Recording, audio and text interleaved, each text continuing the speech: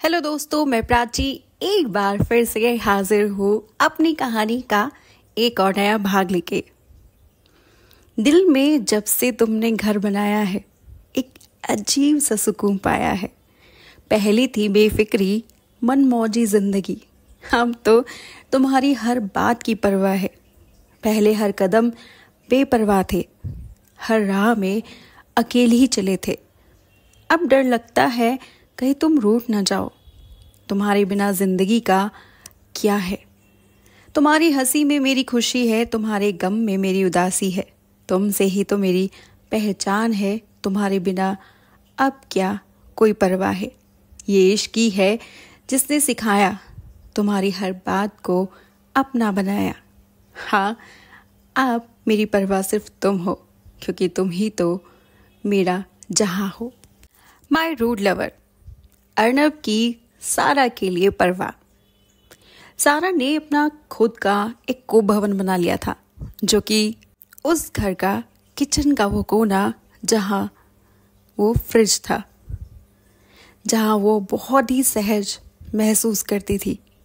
सारा बिना कुछ सोचे, बिना किसी की परवाह किए, बगैर ये सोचे कि कोई क्या कहेगा, जबकि वो इस घर में एक सिर्फ काम करने वाली एक मेड थी, बस रोई जा रही थी।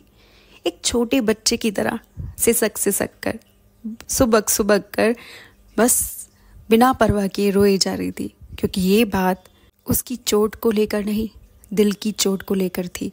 लेकिन उसे ये तक नहीं पता था कि उसे ऐसे यूं रोते हुए अर्नब देख रहा है। ये देखकर अर्नब जोर जोर से हंसने लग गया और सारा अर्नब की हंसी सुनकर और जोर से रोने लग गई।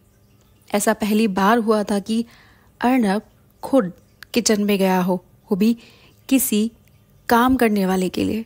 नहीं तो आज के पहले वो कभी किचन में पैर रखना तो दूर, उसने कभी झांक कर भी नहीं देखा।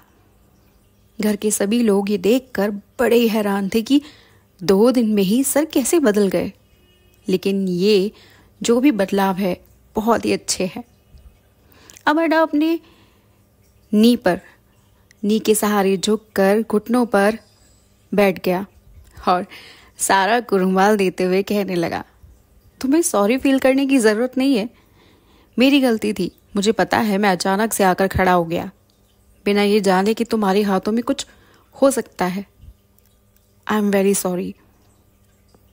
सारा अब और जोर जोर से रोने लग गई, पर जैसे अर्नब उसे हाथ लगाने जाए तो जोर जोर से चिल्लाए।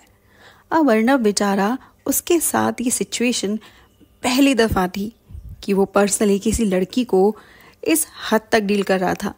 फिर क्या, उसने सारा को आवाज बंद करने के लिए उसके मुंह पर हाथ रख दिया। लेकिन अपनी सारा भी कुछ कम नहीं थी, उसने भी झट से अर्नब के हाथ में काट लिया और अर्नब भी जोर से चिल्लाया। अर्नब ने अपने हाथ को झटकते हुए कहा, क्या हो गया है तुम्हें? अब तो तुम कटखनी हो गए हो, बंदरिया हो क्या? मैंने तो सिर्फ तुम्हें रोने की वजह से पूछा था, लेकिन तुमने तो काट ही लिया। ये भी भला कोई बात है?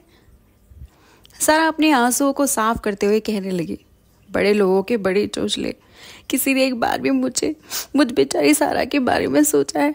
गरम गरम सब्जी तोड़ोगे पर गिरी, लेकिन क्योंकि आप मालिक हो तो आपके बारे में सब सोचते हैं, लेकिन मेरे बारे में किसी ने सोचा है? बाकी दुनिया बाहर में जाए।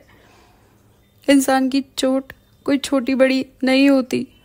फिर अचानक से बोलते बोलते सारा रुक गई और अपनी जीभ बाहर निकालते हुए कहती है, सॉरी, इंसानियत बड़ी होती है ना कि हैसियत। अर्नब को सारा की इस बात पर भी हंसी आ गई और हंसते हुए कहने लगा, तुम कहावत तो सही से बोल लिया करो। खैर जाने दो उस बात को, पहले ये बताओ लगी कहाँ है? सारा फिर गुस्से भरी नजरों से अर्नब को देखती है और कहती है, कहाँ कहाँ नहीं लगी ये पूछो। अर्नब मजाक करते हुए कहने लगा, अच्छा बताओ कहाँ कहाँ नहीं लगी। सारा इस बार बिना कुछ कहे अपने दोनों हाथों पैरों को अर्नब के आगे कर देती है, जो कि पूरे के पूरे लाल हो चुके थे, झुलस चुके थे, और अगर जल्दी फर्स्ट एड नहीं किया गया तो शायद फफोले भी पड़ जाते। अर्नब ने ना इधर देखा ना उधर और सीधे सारा को अपनी गोद में उठा लिया और सीधे ले गया लिविंग रूम में। और जैसे ही उसको सोफे पर ले जाकर लेटाया तो सारा बेहोश हो चुकी थी।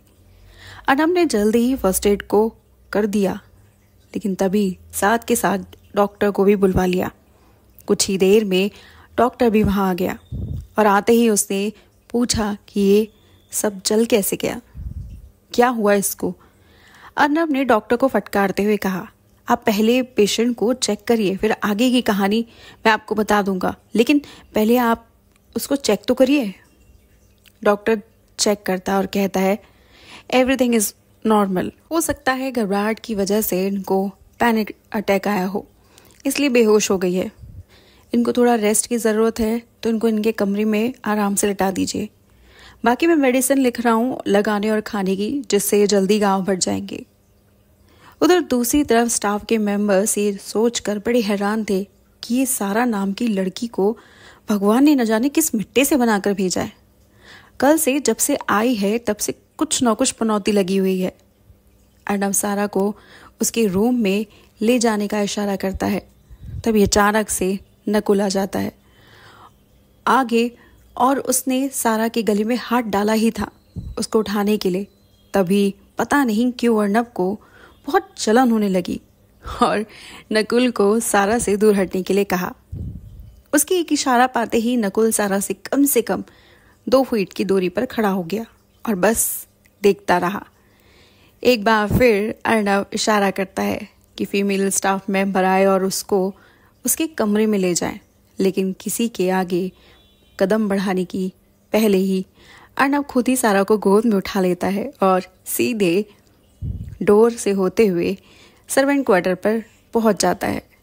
आमतौर पर घर का कोई मेंबर, फिर चाहे वो अर्नब ही क्यों ना हो, उस सर्वेंट क्वार्टर में नहीं जाता, लेकिन आज सारा की वजह से पहली बार अर्नब ने उस सर्वेंट क्वार्टर में कदम रखा।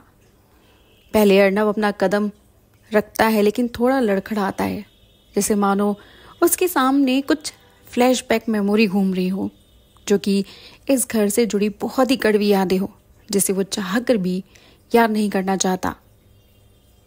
क्या है सर्वेंट क्वार्टर का राज? क्यों खुद अर्नब भी उस जगह नहीं जाना चाहता? क्या नौकरों का घर होने की वजह से, या फिर इसके पीछे कुछ और ही वजह है? क्या अर्नब सारा के लिए उस जगह जाएगा? जानने के लिए जुड़े रहेगा इस खट्टे मीठे और तीखे एहसास को जानने के लिए हमारी स्टोरी के साथ। माय रूड लवर, सिर्फ और सिर्फ स्टोरी मिनी एक्स पर। इश्क की कहानियों को हम इश्क की कलम से लिखते हैं, सिर्फ और सिर्फ स्टोरी मिनी एक्स पर। अगर आपको हमारी स्टोरी अच्छी लगी है, प्लीज़ लाइक, शेयर, सब्सक्राइब ज़रूर कीजिएगा और कमेंट बॉक्स में हमें ज़रूर बताइएगा आपको हमारी स्टोरी का ये अंदाज़ कैसा लगा। साथ ही मैं ज़रूर चाहूँगी कि आप लोग, आपकी कोई पसंदीदा स्टोरी है जिसे आप मेरी आवाज़ में सुनना चाहते हैं, तो हमें कमेंट बॉक्स में ज़रूर बताएं। हम पूरी कोशिश करेंगे कि आपको, चाहे वो रोमांटिक हो या फिर आपका सस्पेंस हो या कोई और, हम आपको पूरी कोशिश करेंगे उस स्टोरी को सुनाने की।